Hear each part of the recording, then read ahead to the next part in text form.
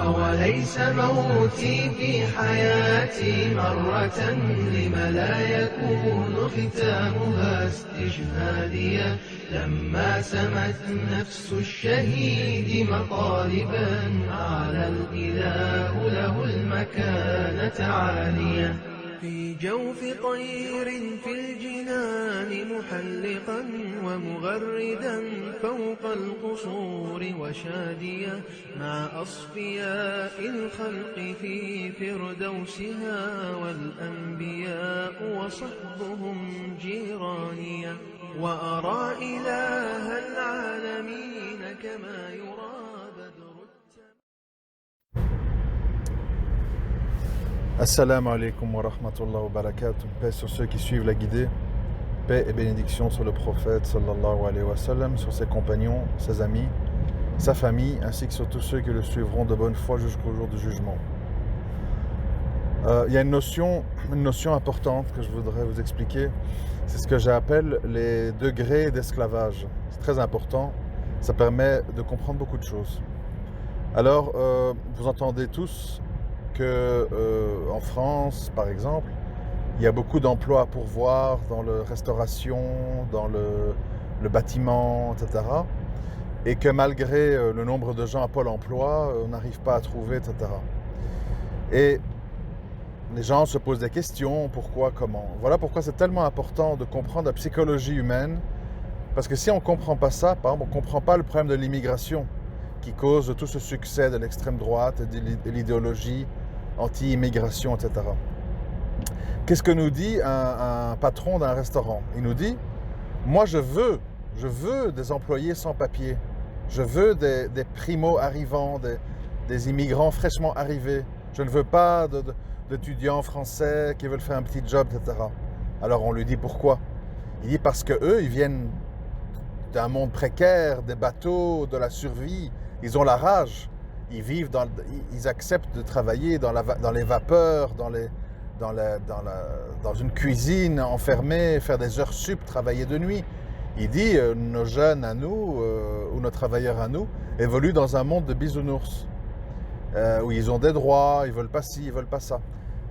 Donc, qu'est-ce que ça signifie? Il faut extrapoler. Qu'est-ce que ça signifie? C'est le fameux principe du triangle, je ne sais plus son nom, le principe du triangle bourreau, sauveur, victime. En fait, tous ces gens qui arrivent d'Afrique pour gagner un peu d'argent, pour envoyer dans leur famille à Western Union, par Western Union, etc. En fait, ce qu'ils proposent, c'est ni plus ou moins que de l'esclavage moderne. C'est-à-dire, tu me payes mieux que dans mon pays, et moi, je logerai à 4 dans un studio, je travaillerai 2 jours, 2 nuits, les jours fériés, par pluie, par froid, dans les bonnes ou des mauvaises conditions, ce qui évidemment intéresse le patron dans un système capitaliste parce qu'il a à sa disposition une main-d'œuvre corvéable à merci. C'est pour ça que, quand on dit les mondialistes, Jacques Attali, etc., ces gens, ils savent ça. C'est-à-dire que pour que le système capitaliste fonctionne, il faut à disposition une main-d'œuvre désespérée. Les Mexicains en Amérique, les Africains en Europe. Donc, on accepte cette immigration, on fait semblant qu'on n'est pas pour le travail au noir et tout, mais c'est ça qui fait fonctionner le système. Même chose pour les poubelles à 4 h du matin, etc. Ensuite, quand on extrapole aussi, c'est au niveau du couple. Beaucoup de gens ne comprennent pas. Et pourtant, c'est simple. Si vous tapez dans YouTube, interview Nadine de Rothschild, elle a fait 4-5 interviews avec Ardisson dans l'émission, je ne sais plus son nom. Qu'est-ce que vous comprenez? Quelque chose de très simple. Cette femme vient d'un milieu précaire, modeste. Elle a eu comme but dans sa vie, pas d'épouser un homme beau, pas de chercher l'amour. Elle s'est dit, tous les hommes sont infidèles, tous les hommes sont égoïstes et difficiles à vivre et tout, autant que j'en épouse un qui va me fournir une ascension sociale. Donc elle a épousé le baron de Rothschild, qui est donc un aristocrate juif, Et elle s'est convertie au judaïsme d'ailleurs. Et elle dit tout naturellement, hein, oui, il me trompait, moi aussi je le trompais, mais il faut être discret, il ne faut jamais avouer. Il avait un caractère horrible, il était égoïste. Mais j'ai signé mon contrat de mariage et je l'ai respecté jusqu'au bout pendant 40 ans. Qu'est-ce qu'on comprend là? Et ça, là, je m'adresse aux frères qui sont un peu perdus dans l'histoire du mariage. Bien sûr, c'est un exemple un peu extrême. Je suis d'accord. Mais il révèle quelque chose de très profond dans la nature féminine. Une femme, tôt ou tard, a un désir d'enfant et un désir de sécurité matérielle. Si un homme peut lui fournir ça, et qu'en plus il est ultra dominant, c'est-à-dire qu'il est tellement riche, tellement puissant que vous êtes remplaçable sur un claquement de doigts, une femme va accepter des choses incroyables. À l'inverse, c'est ça que je veux expliquer, à l'inverse, si vous êtes au RSA, vous êtes encore immature sur la console de jeu, vous êtes un peu pas assez tranchant, pas assez viril, un peu trop dans le blabla, dans la discussion. Il faut savoir une chose, hein, être trop blabla, c'est perçu comme une faiblesse pour une femme. Je le dis pour beaucoup d'hommes qui croient qu'il faut tenir de longues discussions avec des femmes. C'est une grande erreur. Une femme, elle a un certain respect pour un côté tranchant. Et donc là, ce profil d'homme-là, les femmes qu'il va trouver ne vont rien tolérer de sa part. Pourquoi? Parce qu'il lui offre ni sécurité matérielle, ni virilité, ni richesse, ni ascension sociale. Il lui offre que une sexualité dans le halal. Et ça, bon, ça dure un temps. Et donc ça peut faire comprendre une chose, c'est que l'humain, l'être humain en général, il est mu par des intérêts. Des intérêts qui sont variables et qui sont changeants suivant les âges. Une femme de 20 ans, ce n'est pas une femme de 25. Une femme de 25, ce n'est pas une de 30, et ainsi de suite.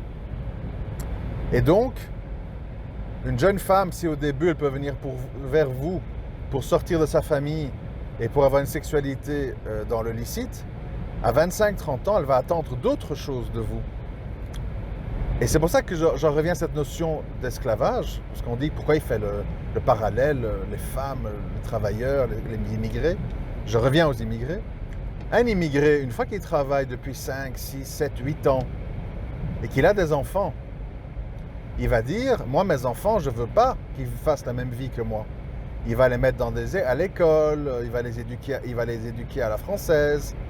Et ces immigrés de deuxième génération seront obsolètes pour le système capitaliste parce qu'ils vont être comme les Français, pire. C'est-à-dire, non seulement ils sont fainéants, ils ne se lèvent pas tôt le matin, ils revendiquent des droits et tout, mais en plus, ils sont d'apparence étrangère, et on sait qu'il y a un racisme évident. En plus, ils ont parfois une religion hostile, qui nous est hostile, qu'on n'aime pas. Donc en fait, ça veut dire quoi? Ça veut dire qu'un jeune maghrébin, un jeune sénégalais, un jeune malien de deuxième ou troisième génération, qui revendique ses droits de français, sa religion et tout, il est absolument inutile pour le système. C'est un esclave abîmé. Et donc, on les entasse dans des cités dans lesquelles ils s'entretuent, on les met en prison. S'ils deviennent sérieux, on dit que c'est des islamistes. Voilà. C'est-à-dire que rien n'a vraiment changé. C'est-à-dire le système a besoin d'esclaves, mais les descendants d'esclaves ne nous intéressent pas. Parce que finalement, ils sont comme les gens de chez nous. Et donc, ce qu'il faut dire aux gens, aux jeunes filles, aux jeunes hommes nord-africains ou d'Afrique noire, c'est que ils peuvent être intéressants, ils peuvent faire leur place s'ils acceptent de reprendre le costume d'esclaves de leurs parents. À ce moment-là, on peut les intégrer. Et ils trouveront une place dans un call center, chez Orange. ils trouveront une place comme caissière au McDo, etc. Des choses que les gens ne veulent pas faire, dévalorisant, mal payés. Être à la caisse au Lidl et passer 1000 articles de l'heure en scannage. Là, ils peuvent faire leur trou. Mais, ou bien, si c'est des grands génies, ingénieurs civils, ultra chimistes, physiques, quantiques, etc., programmeurs spécialisés, langage Python, que sais-je. Mais si c'est entre les deux, malheureusement, si vous n'êtes ni un esclave, ni un génie, en tant que personne d'origine étrangère, et même maintenant, je vois mon cas, belge, enfin européen de souche, vous êtes indésirable. Donc le système, l'avenir du système, il va se diviser en deux. Les génies, qui vont travailler chez Google, chez Amazon, qui vont faire des programmes, qui vont créer des robots, qui vont inventer des choses, etc. Tout ce milieu-là. Et de l'autre côté, les gens, les esclaves, mais qu'on ne va pas dire esclaves, on va dire les gens pour les services. C'est-à-dire les gens qui s'occupent des vieux, les gens qui gardent les enfants, je ne sais pas moi, tous les services quoi. Les services, c'est-à-dire, c'est comme on voit déjà maintenant, beaucoup d'infirmières sont des dom-toms, etc. Voilà, donc chacun sa place. Mais le problème qu'on a dans ce système capitaliste, c'est le milieu. Qu'est-ce qu'on fait de la masse populaire? C'est-à-dire les gens qui quand même consomment, ils achètent des maisons, ils vont faire leurs courses et tout, mais ils ne sont plus d'accord d'être des esclaves, ils ont des syndicats, ils ont des droits, on leur paye leur 13e mois, etc. Et ils ne sont pas non plus des gens très fut-fut, très hors du commun, ils ne sont pas dans les milieux de l'intelligence artificielle, de l'informatique, etc. Et c'est la même chose dans les histoires, je reviens aux hommes et aux femmes. Soit tu épouses une femme intelligente qui sait c'est quoi le système, qui sait c'est quoi les pièges du féminisme, les aléas, les inconvénients d'avoir un homme émasculé, qui n'est pas vraiment un homme, donc on ne respecte pas, et donc ça finit mal. Donc une femme en fait qui est consciente de la situation, mais tu vas devoir supporter, évidemment, le fait que c'est une femme qui répond, c'est une femme qui pense, c'est une femme qui a des avis, c'est une femme qui n'est pas d'accord, c'est une femme qui a une personnalité, ne peut pas tout avoir. Ou bien, alors, ramener, comme pour les travailleurs, une esclave, une fille, et comme font les Américains, ils vont en Ukraine, en Russie, ils ramènent des jeunes filles, Roumanie, Hongrie, donc des petites jeunes filles, des petites Barbies illettrées qui sont là, qui sourient bêtement, avec leur botox dans les lèvres et leur silicone dans les seins, et sont contents d'avoir une espèce de potiche, de poupée gonflable à côté d'eux, qui dit oui, bonjour, bonne journée chérie, merci chérie, j'ai fait les courses chérie, j'ai nettoyé par terre chérie. Voilà. Donc si vous voulez, qu'une fois qu'on a un peu dit tout ça, et qu'on vient à des pensées simples, ça signifie qu'au bout du compte, nous ne sommes pas dans un monde de nuances. On voudrait, la vérité est dans la nuance. Toutes les vérités sont dans les nuances. Tous les équilibres sont dans les nuances. On est un peu intello, mais on est aussi un peu terre à terre. On est un peu viril, mais on a un côté féminin, empathique, etc. La nuance, c'est l'excellence. Mais le système moderne et la nature humaine est mal à l'aise face à la nuance. Vous voyez ça aussi dans les courants par rapport à l'islam. Oui mais non, toi, wahhabite, oui mais toi, le soufi, on nuance pas. Oui, dans le wahhabisme, il y a certains excès, mais il y a quand même un rappel de l'unicité, c'est important. Oui, dans le soufisme, il y a des excès, ceux qui chantent, qui dansent, qui prient sur les tombes, mais quand même, c'est important le dhikr pour le cœur. Bon, les gens ne sont pas dans les nuances.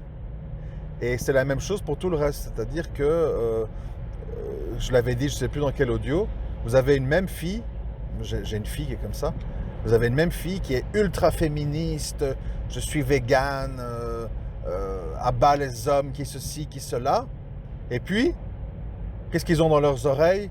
Un rappeur infect, je te nique, je te retourne, je te retruc. Et tu dis, mais c'est pas possible.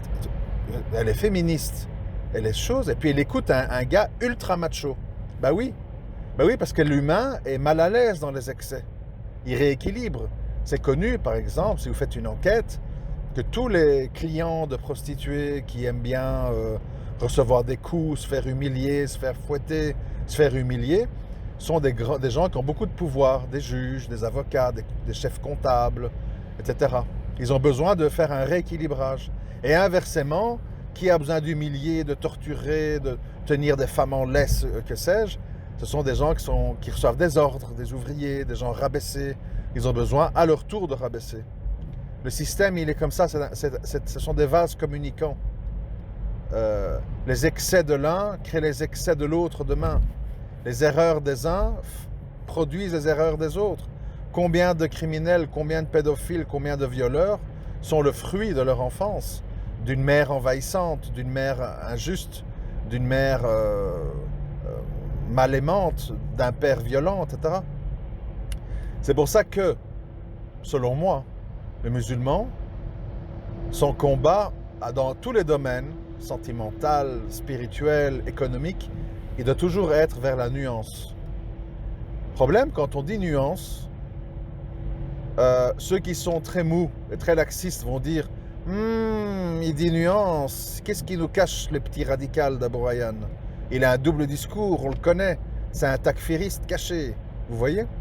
Et si vous dites nuance aux gens de l'autre côté, les extrémistes, qu'est-ce qui nous cache Abou Rayhan avec son côté philosophe à 2 balles? Il a toujours été ambigu ce gars-là, il n'est pas assez tranchant, ça ne m'inspire pas confiance ce qu'il dit. Vous vous retrouvez avec les 2 extrêmes contre vous qui sont méfiants. Parce que les extrêmes n'aiment pas le travail de nuance, et il y a une raison à ça, c'est que le travail de nuance nécessite retenue, réflexion, analyse et mesure dans ses mots, dans les 2 sens. C'est tellement facile,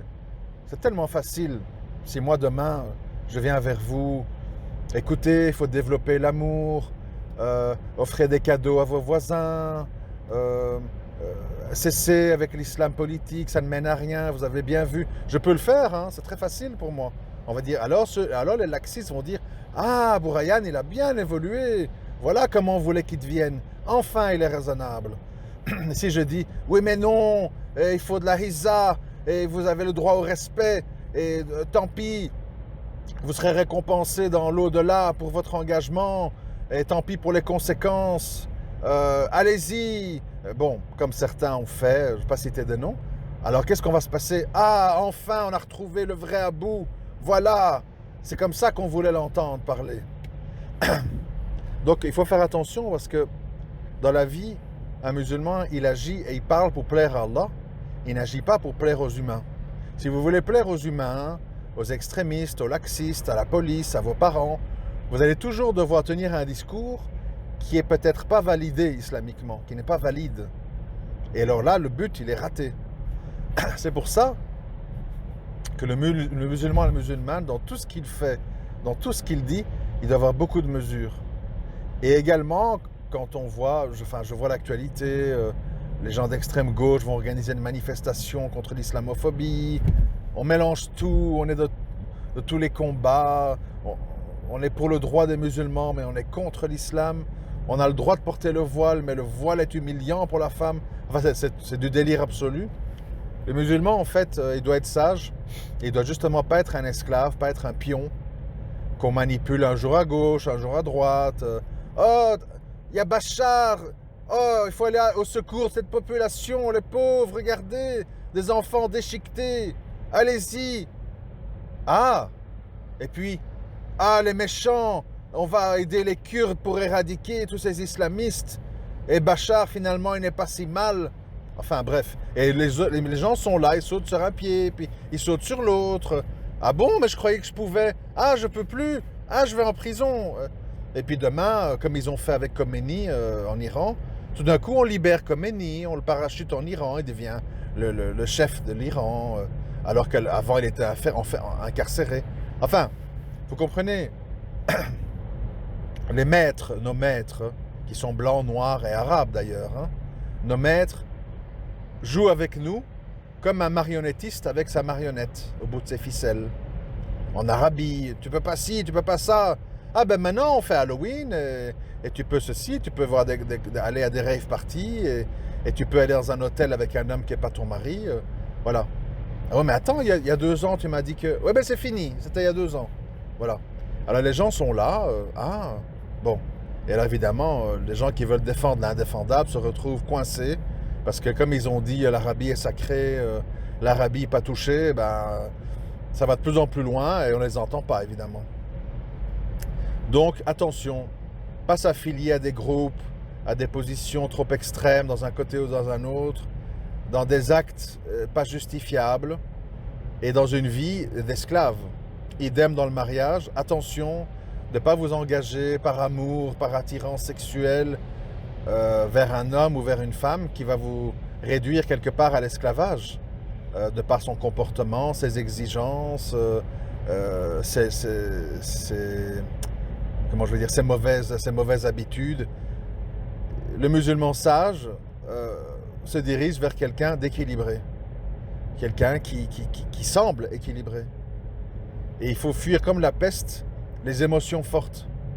Ah, elle est gentille, elle regarde par terre, elle dit oui à tout, elle a été au bled, elle vient du bled, elle est encore vierge. Oui, d'accord, mais c'est qui? C'est quoi sa vie? C'est quoi sa mère? C'est quoi sa famille? Est-ce que tout le monde a enfilé le voile avant que tu arrives? En fait, tout le monde s'en fout. Creuse un peu, mon ami. Ou inversement. Ah non, elle a été divorcée 4 fois, mais elle est tombée sur des salauds. Elle va mettre le voile quand on va se marier. Faut faire attention. Faut faire attention que votre impatience ou votre désir de mariage, de sexualité, ne vous mène pas dans des choses interminables. Souvent, quand je parle avec des frères qui ont des problèmes de couple, je dis, oui, mais elle était comment au début? Oui, elle avait déjà fait ça, mais je me suis dit que ça allait passer quand elle serait mère. Les gens ne changent pas. Très rares sont les gens qui changent. Parce qu'en général, les gens sont satisfaits d'eux-mêmes. C'est comme ça. Vous connaissez beaucoup de gens qui disent... ou bien, oui, il y a une autre technique. Il y a des gens qui disent, je ne vaux rien, je suis mauvaise, je suis destinée à l'enfer, je fais que des péchés. Ils le disent, en fait, pour se victimiser, mais ils ne mettent rien en place pour que ça change. Vous savez, les constats, c'est facile. Les poser des actes concrets, ça, c'est autre chose. Combien de sœurs parlotent ou écrivent sur la polygamie? Une fois qu'elles sont confrontées à ça, tout s'effondre. Combien de sœurs disent, oui, la place d'une femme est dans son foyer, mes enfants, chez moi, je vais développer un blog, je vais m'occuper. Puis une fois qu'elles sont toutes seules, elles s'ennuient, elles appellent leur mère du matin au soir, et puis finalement, elles veulent divorcer. Vous savez, les bons sentiments, ça ne suffit pas. Ça ne suffit pas. Il faut à un moment donné quelqu'un qui pose des actes concrets. Voilà. Je connais quelqu'un qui a dit, moi je ne veux plus vivre en ville, je ne rêve que de campagne. J'ai dit, ah d'accord, allons-y. On est parti à la campagne et qui l'assume très bien. Donc voilà, il faut des gens qui assument leurs convictions. Beaucoup de gens, de musulmans, acceptent des choses en théorie, mais pas en pratique. Et ça, c'est un problème. Et donc, pour conclure dans cette histoire d'esclavage, malheureusement, les Français de souche vont à un moment donné en avoir marre de payer pour, on va dire, les Noirs et les Arabes de 2e, 3e génération, qui ne leur servent plus à rien. Parce que leurs parents étaient illettrés, ils avaient un voile des coutumes, ils baissaient la tête, ils acceptaient un SMIC pour travailler comme un âne. Et si vous n'êtes pas prêt à ça, vous ne les intéressez plus. C'est aussi simple que ça. Et donc, on va trouver des excuses. Ah oui, mais son voile, machin, c'est dérangeant. Ah oui, mais sa barbe. Ah, mais il prend 5 minutes de pause pour aller prier. S'il va fumer comme Antoine, ça va. S'il va prier, ça va pas. Tout est bon, quoi. Il est trop ceci, il est trop cela, il ne serre plus la main. Ah, il me semble qu'il n'écoute pas de musique dans sa bagnole. Enfin, voilà. On va trouver tout, comme on dit, quand on veut frapper un chien, on trouve toujours un bâton. Et maintenant, en fait, comme cette catégorie d'êtres humains n'est plus nécessaire, sauf, je vous dis, ceux qui acceptent la vie d'esclave de leurs parents, gardien de magasin, chauffeur à la RATP, poubelier, enfin voilà, je ne juge pas, je dis simplement qu'on ne peut pas nier que c'est des boulots d'esclaves. Hein, rester 8 heures debout avec un chien à surveiller que les gens ne volent pas dans un magasin, c'est un boulot d'esclave. Sauf que vous appréhendez des autres esclaves qui parfois volent par désespoir ou par nécessité, et vous faites le boulot de défendre les biens des capitalistes de vos maîtres. Enfin bref. Et donc, si vous n'êtes pas dans ces catégories-là, ou dans la catégorie génie, c'est-à-dire, Ahmed, avec sa grande barbe et sa chemise longue, est un spécialiste de la programmation Java. Il est capable, en 2 semaines, d'abattre un projet qui prend normalement 1 mois et demi. Ahmed, viens ici, n'oublie pas ton tapis, rassure-toi, on a enlevé le porc et l'alcool à la cantine, que pouvons-nous faire pour ton plaisir, Ahmed? Voilà, parce qu'Ahmed est nécessaire, vous comprenez? Donc si vous n'êtes pas nécessaire, ou si vous n'êtes pas esclave, vous serez la cible des racistes.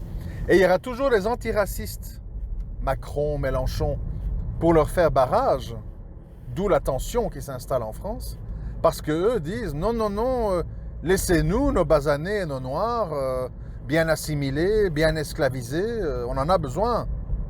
Qui va faire la nounou? Qui va garder nos enfants quand on va au théâtre voir le dernier spectacle d'un tel? Non, non, non, non, s'il vous plaît, touchez pas.